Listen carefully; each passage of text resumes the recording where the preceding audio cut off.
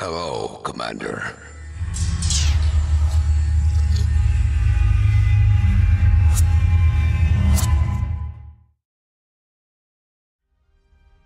And it looks like it's just me and the stream again. So we're gonna go back to the ASMR.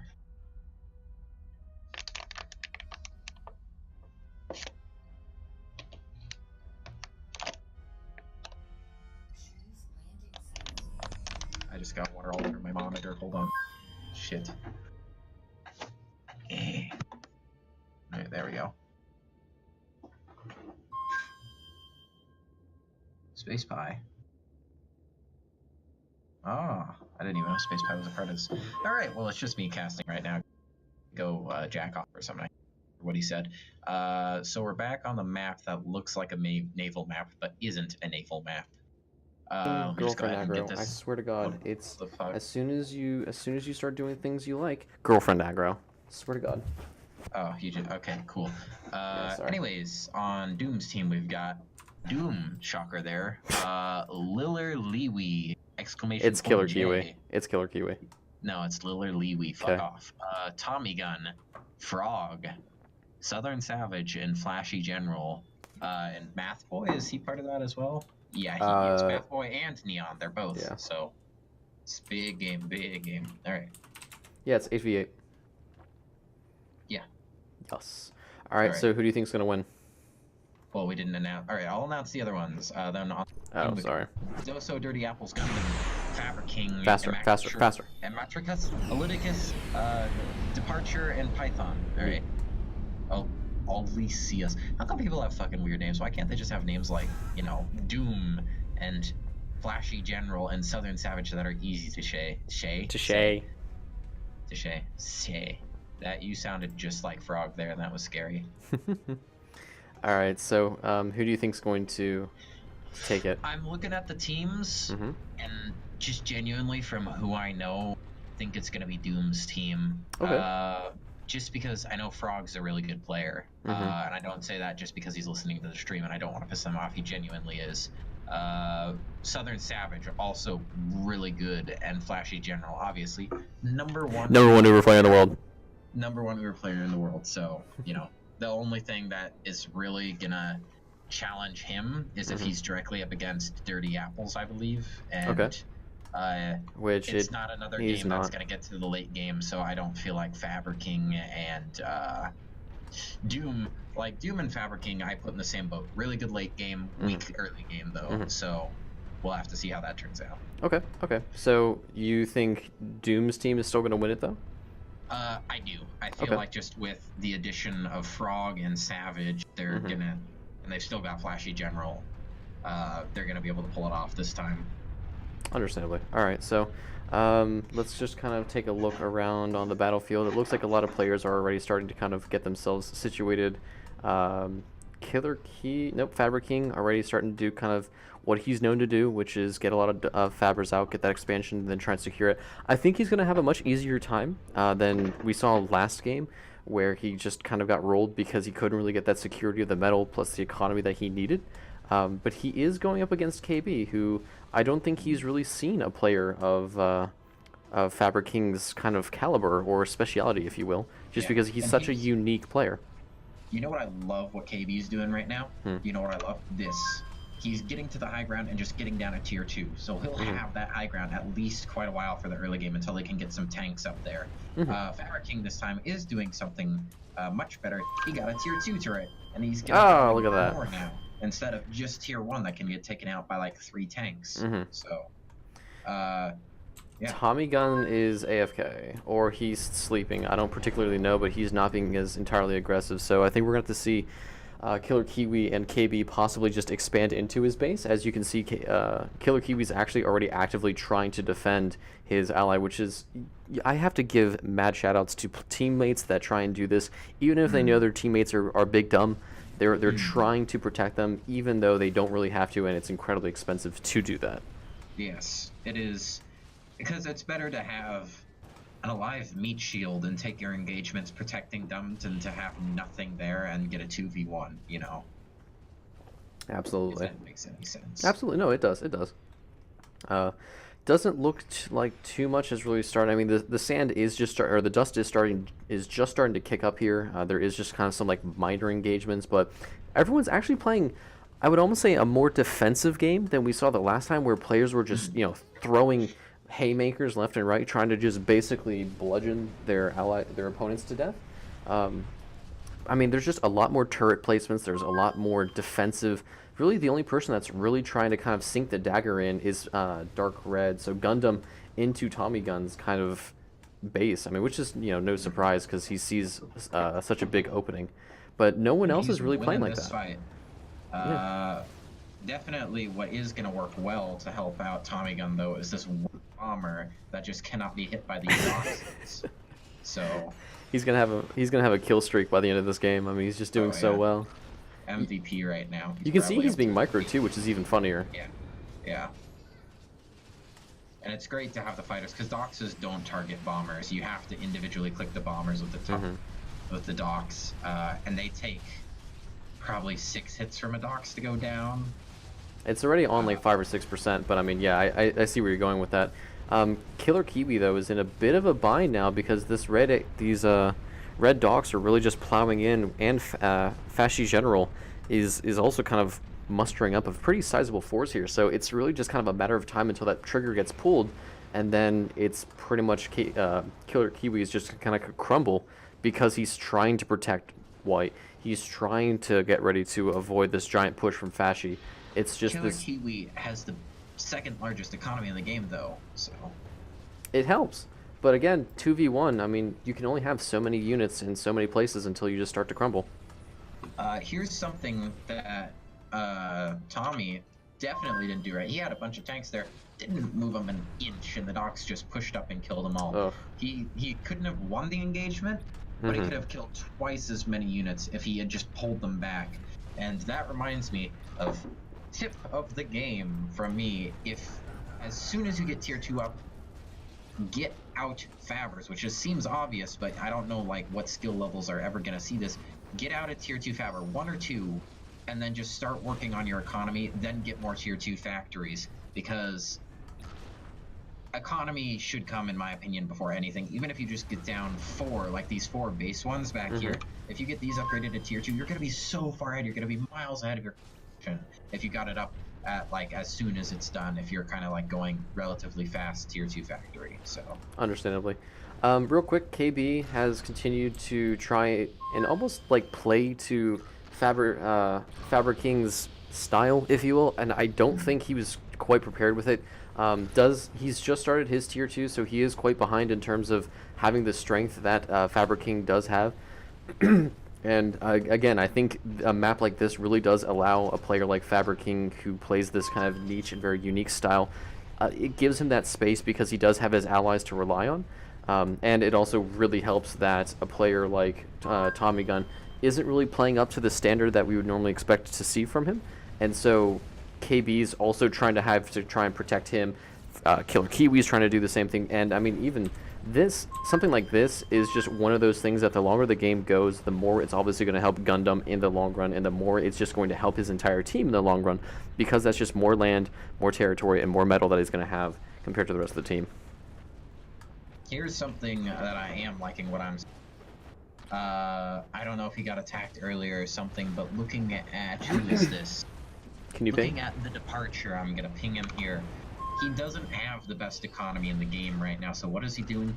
He's building up defenses around the economy he has secured, because he's going air, and that's not an easy thing to do early game, but it is pretty essential for your team. You're definitely No, it's super important, absolutely. Air, but getting those defenses up, those pelters especially, to keep back the opponents and stop them from expanding in a 1v1 like these lanes kind of are set up to do, is so vital and very, very helpful. Absolutely, absolutely. Red though, Python here going up against Neon. Neon having those tier 2 slammers. It looks like Python's just starting to get his tier 2 economy rolling, but the problem is he really doesn't have the Fabbers. As you mentioned, it's super important that he. Oh no, his Fabber. Oh, okay, he saved it. Getting that kind of like base tier 2 metal, I feel like is the very first most important thing you need to do, and then push out. And you know, I feel like on a map like this, getting metal security is actually one of the most important things you can do. And then after, ooh, hang on, big push here from Doso into, what are we looking at here? I believe Doom's base. As you mentioned, Doom does have the tier 2 out. Not that strong. But there's nothing there. Game. Yeah. He rushes tier 2, but there's just if you're going up against Doom with his current strategy, which is all I ever see him do anymore. He used to have more builds, at least from what I remember. But all you need to do to beat him is just push him early game with a decent amount of units, and he won't have enough to stop you from at least destroying his economy, and then from there it's just a steamroll. Moving back over to the Python versus Neon fight, though, something Python's done and that I think is going to win him this fight in the long run. Tier 2 vehicles, they're up, they're going, they're starting to build, and Python or Neon may have had a stronger army at one point, but now that's like gone. Right, it's going to help in the long run, absolutely. Neon's going to die here soon. I don't think he'll lose this, and I really hope Yellow doesn't just throw all of his units into That's a lot of defense. Holy crap. That's a retard magnet right there, so he doesn't push into it. Shoutouts to Destiny. No, but like here's the thing, that those pelters are going to do a great job because those slammers can't shoot up like you would want them to, and so yeah, those pelters are going to spook them away because again, yeah, they did great. Again, Shellers would be perfect for this. Shellers are just such a great unit for engaging, you know, both fortifications and units because you can kite them. You could take all this out with 2 Shellers in like a minute and a half. Real quick, KB is pushing heavily into Gundam's base, getting a bunch of tier 1 stuff down with Tommy Gun's support here, actually. So it looks like Tommy Gun finally coming through, and I guess he woke up. Getting a couple tier 1 factories. It's not the biggest of accomplishments because he didn't get any of the tier 2, he didn't get that tier 2 Faber, but it does help significantly in terms of that war effort that he needed. Ooh, uh-oh. One thing KB has failed to do up to this point. Wait, oh no. It's an Earthshaker. That's a big deal. They better have some good air game going if they want to take that down. One thing that KB has not done up to this point that I really wish I had seen him do earlier is that tier 2 economy, because he hasn't expanded out that far. You can't. No one really can on this map unless you're able to kill or wound your opponent to the point of being useless. You only get this like 12 metal or whatever. Maybe. Right, but he needs to take the stuff that's in there already. Yeah. Yeah, his base needs that tier 2. He doesn't have any tier 2 metal, and he's struggling because he just... And it is up and it is moving, and this is, it looks like it's going to spell disaster for Frog unless he's able. Well, he's got a good air game, so if they don't defend us with air, but look at how many Fabers Faber King has. If he wanted to just right click and heal that, I don't think the fighters could do shit. Yeah, that's the problem here. But it's definitely going to be those fighters are going to be the key to taking them out if they don't get taken out. But surely they'll have. Well, the only person with air on their team is Red. KB is pinging it, saying, guys, now is the time. I just came a little, I'm sorry. Oh, and look at this Faber King building anti-air turrets, so they'll at least start picking away at it. That is a rest in peace, Frog, and I am sorry about you. And his fighters aren't even attacking right now. Can the fighters attack? Can't they? No, they can't. No, they can't fight bombers. Titans. Well, the bombers can, and that's gonna be Rip. He's dead. He's just pushing into this at this point. Oof. And will his commander explosion? No, and he's still free. Now he's free to move on to White, who has nothing to even slightly counter this. Oh, but he will take it out just because of his tier 2. But he loses everything essentially. So White is down to nothing. And that kind of looks like a death blow, but it is an 8v8, so they can still come back. But that's essentially 2 of their players on one flank done. So that should leave Gundam, who is a very good player, especially free reign against these guys. And this is where Faber King shines. If he can get strats like this out, he can meme the shit out of people. And now he's expanded his economy to tier 2 up far. He's got such an economy going for him. He's probably just going to build another one. He's not even going to focus on getting a regular. He's just going to spam Titans for the rest of the game, I betcha. Or maybe he'll get some tier 2 factories. I don't know exactly what his plan is. He seems to fluctuate greatly in his plans, but this is where Fabric King shines. He's gotten to that point. He's gotten to that economy where he's going to be of great use and great effectiveness to his team. But one thing I don't like is he only put catapults to defend this. He only put catapults. He should have put up some regular turrets if he'd be easily holding it right now. Yeah, the levelers are going to make some catapults. push. I mean, there isn't, again, though, same thing as last Prime, though. There isn't much to really stop this kind of small force, because the problem is the catapult is focusing down the docks instead of that very big and important leveler. And so it's really not getting the damage that it needs to get done. And, I mean, yeah, no, well, there it goes. I mean, didn't really do a whole lot of what it needed to do, and he could probably just spam out a bunch more catapults. Oh, sweet mother of... One bomber. Jesus, one bomber, please. Please, just one bomber. Yeah. It's like That's disgusting. At this point, he's getting pushed, but Fabric King still has the second best economy in the game because of his tier 2 that he's got up.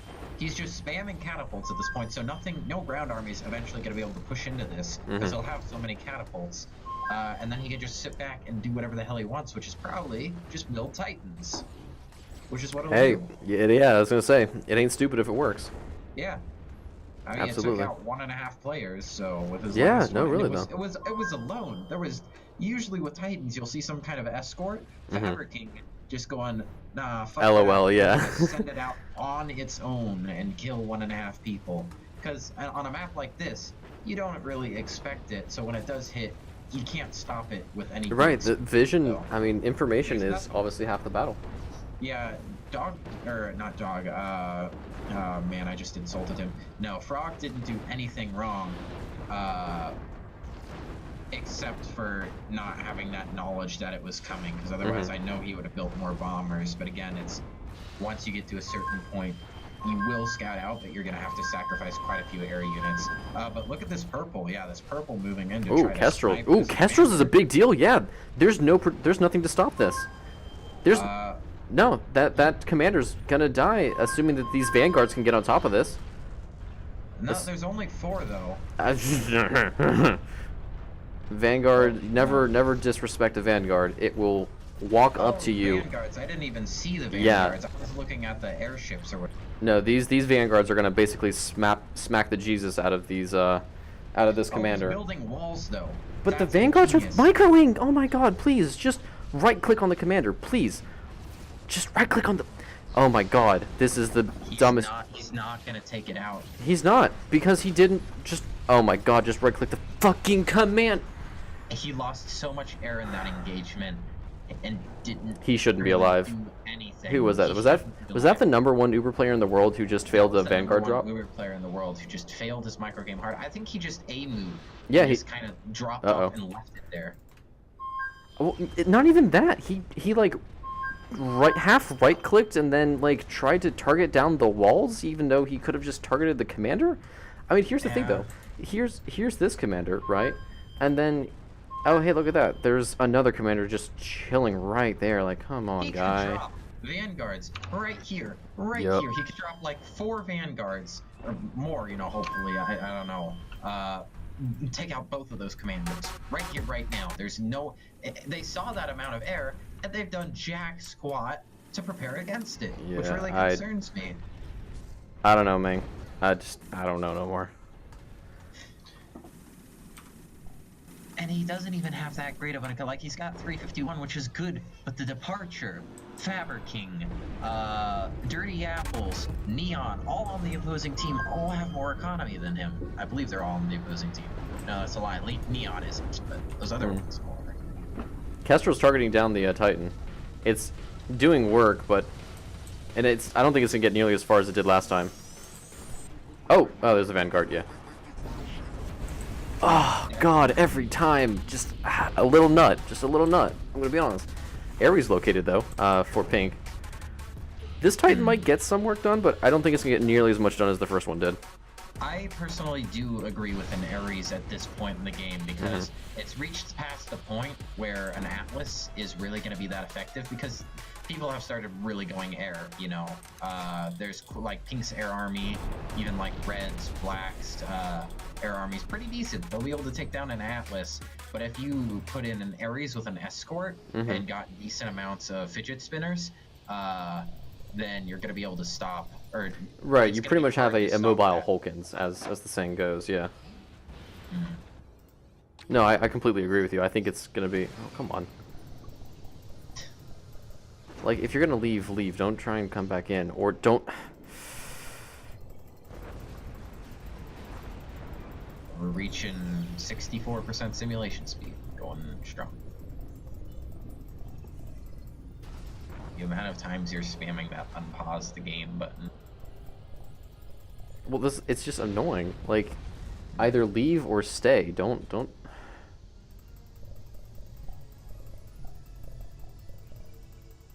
Because at this point, I don't even know if it's people leaving the game or it's just one guy hitting the pause button. Yeah. Which is really something they shouldn't have allowed in this game, and they should have fixed a long time ago.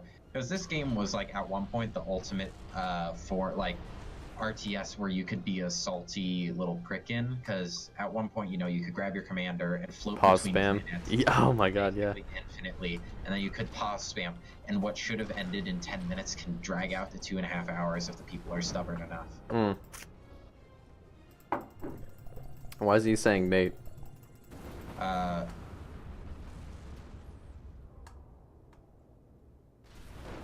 That wasn't me. I didn't unpause it this time. I'm not touching it. But they're getting upset about something.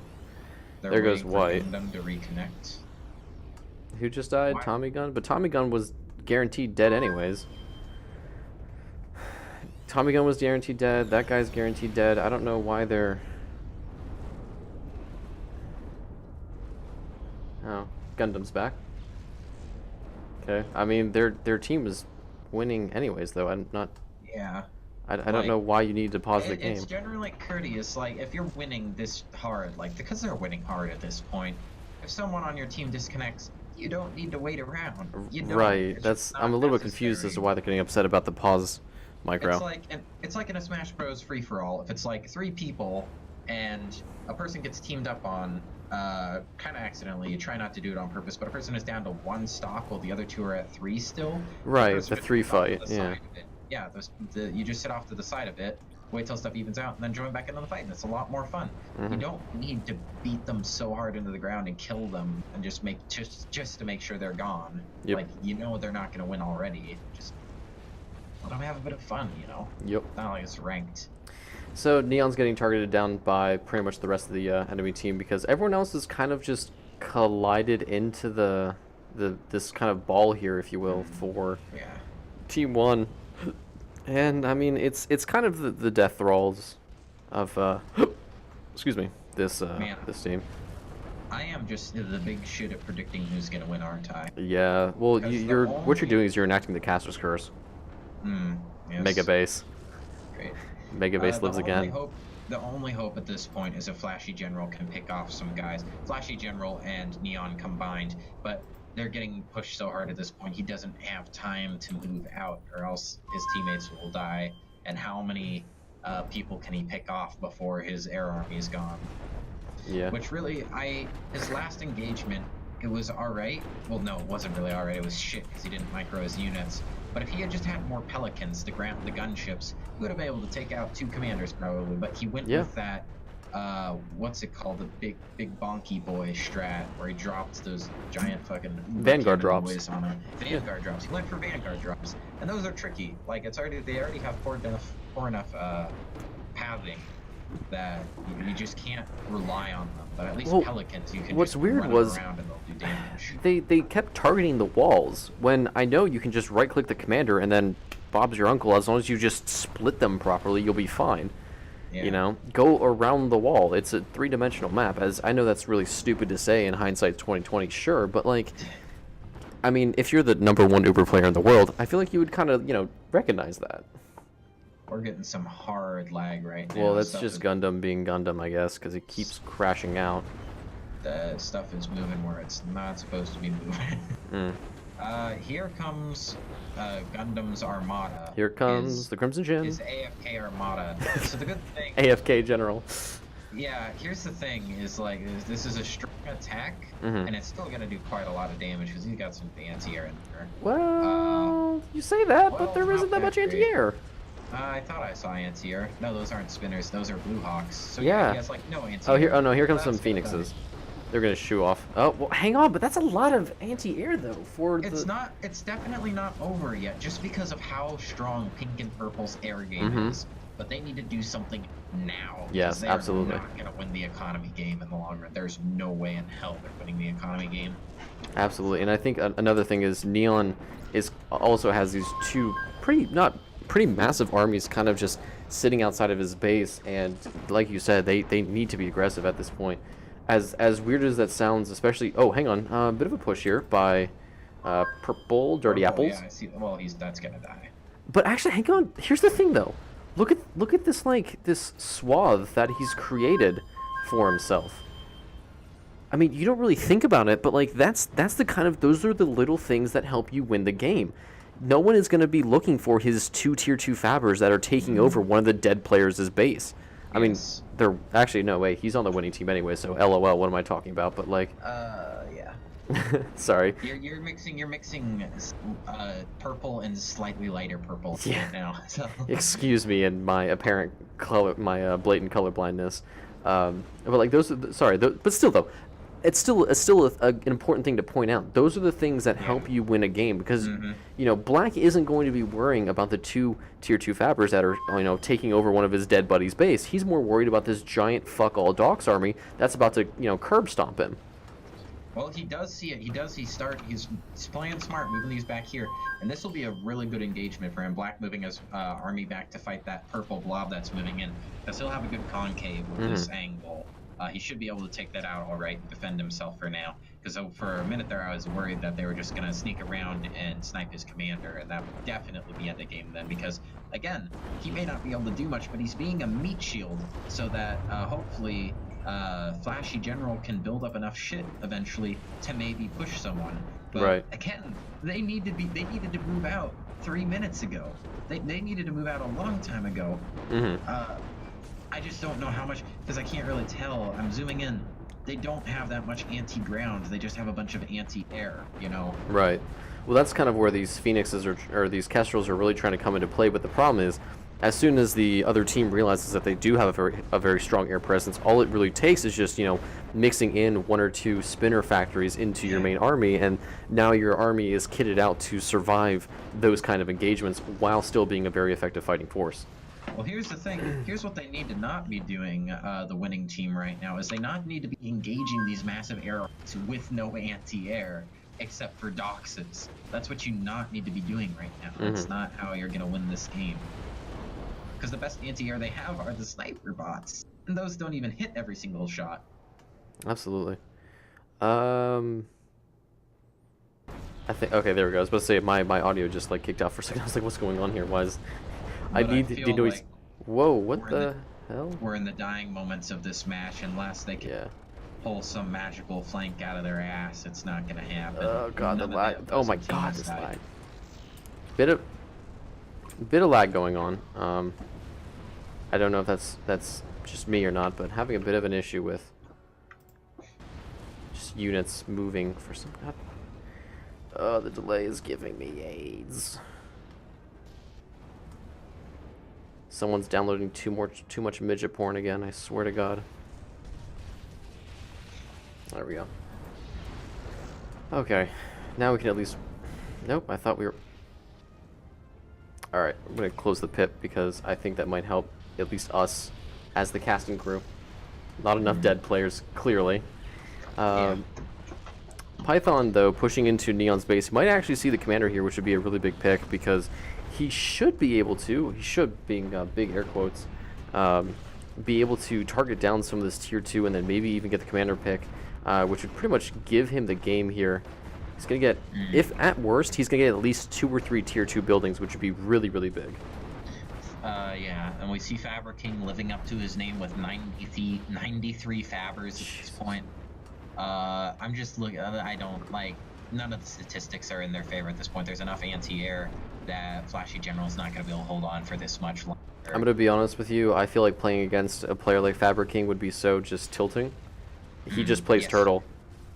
Because, he doesn't have shit early game except for defenses. But if he can get those defenses down and he's uncontested, then he has Atlas such is ready. That he's able to, just spam Atlases and shit. I'm sorry. Like no disrespect to Fabric King, because I understand that. I mean, you know, like I said, it ain't stupid if it works. But yeah. God, playing against that must be so like you just like as you're playing, you just have like this IV drip of pure salt water going into your body. Definitely. Because as you know, it's like as you're getting rotated on. Oh, by the way, here's this fucking guy with like 93 Fabbers building mass Hulkins like half a continent away, just like chipping at you while you're getting tier 2 struck. Like, oh god, that would be so infuriating. But still, mad respect to the players, because obviously, as you have said, and as I'm going to now reiterate, I mean, obviously we're just a bunch of scrubs just watching a game unfold, talking about it. It looks like Neon. Well, who do you think's gonna be last alive? Purple or pink? Neon. Ooh, okay. Well, good call. That was right. Yeah. Because I knew Neon wouldn't GG out, because he would have GG'd out a long time ago. Dang. It's sometimes it do be like that. Well, that was an interesting game. Yeah, that was a lot more. That came down a lot more to the economies of the players. You know, it didn't seem like. I think Tommy Gun in the beginning was the biggest crutch for their team, and because of that, it just cascaded into what we see now. I seriously think if we would have seen a lot more activity from early game Tommy Gun, I don't think we would have had nearly as much of a lopsided ending as we saw. Yeah, put it on a final note. It only takes one hole to sink a ship. Yeah, no, that's actually a really good analogy. Absolutely. But again, this is where I think team shared armies would have been a very interesting thing to see, because then you would have had players like KB, Killer Kiwi, and everyone else on their team stepping up and just using his commander, since obviously he was just sitting there doing nothing. And here's the thing, I think it would work with this group of players, since they're all relatively decent at the game, except for maybe they might have to, if they wanted to do that, they'd have to pick a couple, because those couple people that don't really know how teamwork, like, because they probably don't do shared armies often, because people don't want to do shared armies with them, because people who don't know how to do shared armies just go, oh man, look at all this economy I've got. I'm gonna build like 14 fucking factories and just spam spinners and nothing else. And the people like that are the reasons I personally don't play shared games. Like,